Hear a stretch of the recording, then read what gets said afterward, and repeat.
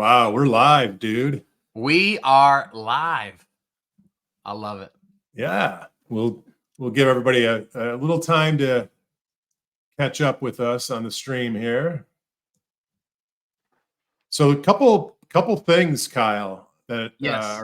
are coming up. So normally when I record a podcast, I don't do it live. So I'm conscious not to talk about milestones, dates, and other things, but today is like a pretty big day, from what I can tell. Well, it depends on who is a part of that day. But Yeah. So if I was like a real strong producer, I would have some good music, little Beatles, That's say right. it's your birthday type of song. So happy That's birthday, right. dude. Thank you. 41 years on this earth. I remember when I was 41. It's also, fun fact, it's the 60th anniversary of the JFK assassination. I saw that this morning. Yeah. So we share that day.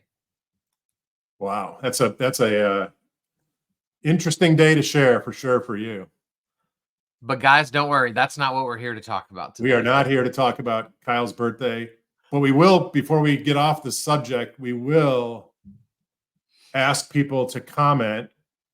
If you only could eat at one restaurant, what's the question? Tee up the question. Yeah, if you could only eat at one restaurant for the rest of your life, which restaurant would it be? And I'm going to tell you right now, there's only one right answer. So whatever you guys think the right answer is, you are wrong unless you know what the answer. But where would you eat if you could only eat in one place for the rest of your life? Put it in the comments. Fun question.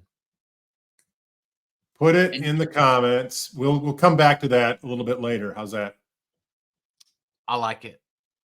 Cool. Well, hey, Kyle, why are we here? We are here to soft launch a new podcast, Mortgages and More, Building Relationships Beyond the Transaction.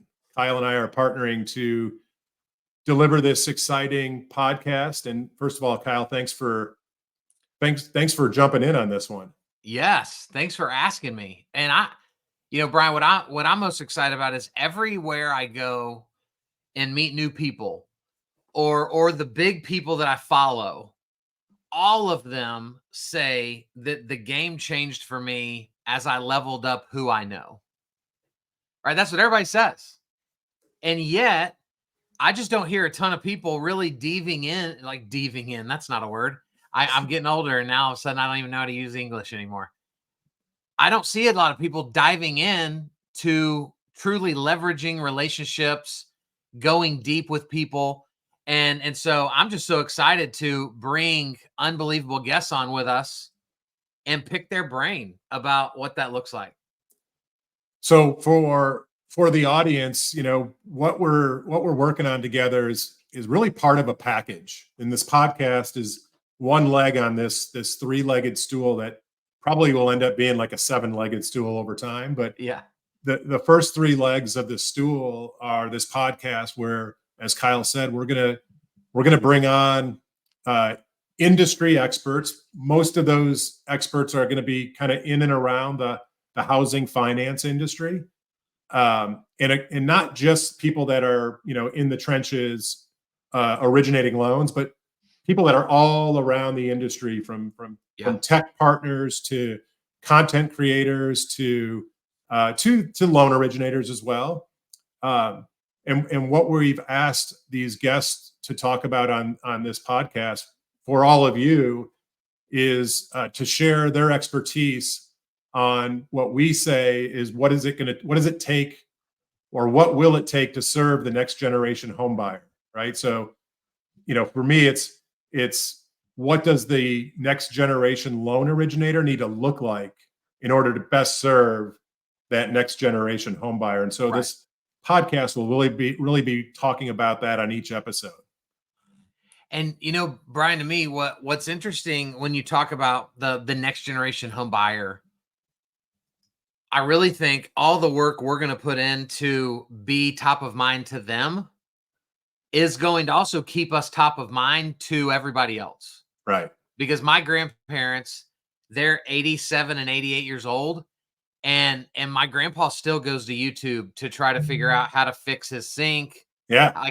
And so we think that like, oh, we got to go get techie for all these young people. But everybody else is learning and they're growing and they're leveraging it. And so I know like in the book that's about to happen, like somebody's going to write about reverse mortgages because there's a whole slew of people that know how to use the internet that are at that age where a reverse mortgage matters. And yet I don't ever come across content about a reverse mortgage. Right. So I think it's going to be the tide that raises all ships. Love that. Which is going to be really cool.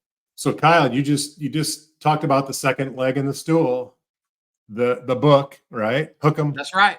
Hook 'em for those UT fans Boo. out there. Boo. So hey, before we hit record, I referenced your hat, America's Team. So for everybody that's watching this and listening to this, America's Team is not Jim Harbaugh's college football team, just so you know. Let's get that on the record. Dallas Cowboys. So the book, you and I are also collaborating on a book. It's the second book in the Rethink series, right? That's right. So for those that aren't aware, Kyle authored the Rethink Everything You Know About Social Media. And part of your vision was to have this be the first in a series of. Yep. And I think maybe 3 or 4 weeks ago, I pinged you on a Saturday morning and said, what do you think about Rethink Everything You Know About the Role of a Loan Originator? That's the working title. We're going to come up with something a little bit splashier, but the focus of this book is very similar and very complementary to this podcast, where I think we're up to 25 or 26 expert contributors who are each going to pen a section of the book sharing their insights, their expertise on what it means to them to be the next generation mortgage advisor. I believe it's going to become the mortgage Bible.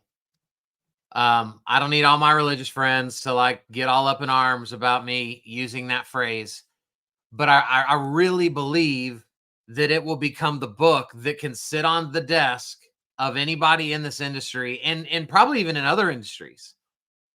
And at any moment be able to flip to any page and find immediate value from the page. Right. That's truly what I believe. And so what I'm excited about, Brian, is like I didn't write a book to make it about me. I'm a team guy. I was never the best at any of the sports that I played. And so I had to rely heavily on the guys around me. And that's what I'm most excited about for this book, is that this isn't a book where you and I were like, we're so brilliant. We have so many great ideas. People need to listen to us more. We just happen to be connectors, be friends with connectors. And we looked up and we're like, we have the best of the best available to us. And so let's let everybody speak their uniqueness into the industry through their eyeballs, through their experiences. And I'm just already giddy with excitement at what the finished product is going to look like. And then for those of you that haven't read my first book, it's got a lot of drawings in it and QR codes. It's written very simply and very practical. And if you want to go buy a book that's really, really smart and will speak over your head, like Barnes & Noble and Amazon's got tons of those. But we're being intentional about telling our authors, like, guys, write this in your voice through your experience. We're not trying to wow anybody. We're not trying to impress anybody. We're not going to have a copywriter come in and make all of us sound 10 times smarter than we are in real life. This is going to be the raw and real, what a loan officer needs to know to be successful moving forward. And I can't thank you enough for having the idea. Well, you've inspired a lot of people with your first book, and certainly myself included. And I'm super stoked about this. I'm not a reader. I normally read through my ear pods. Yeah.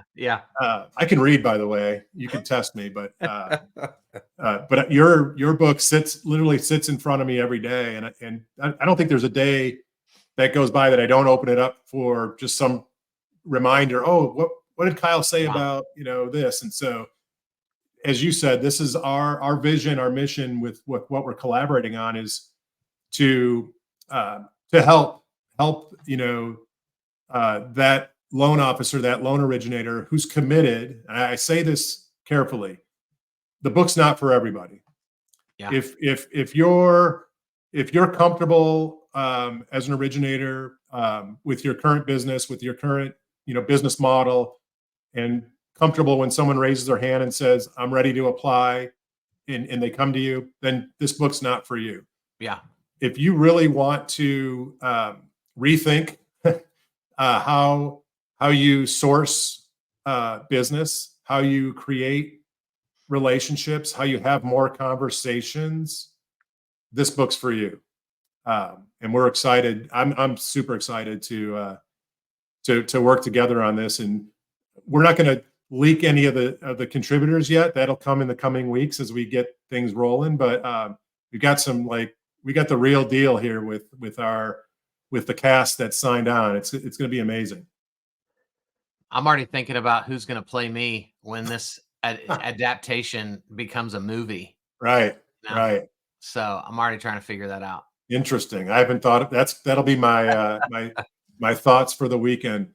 So I think you and I talked about maybe just spending 10 minutes or so kind of talking about this. We've now gone over that. So before we close out this pre-launch episode of the podcast, folks, I'll put in the comments a link to our YouTube podcast page. You can subscribe.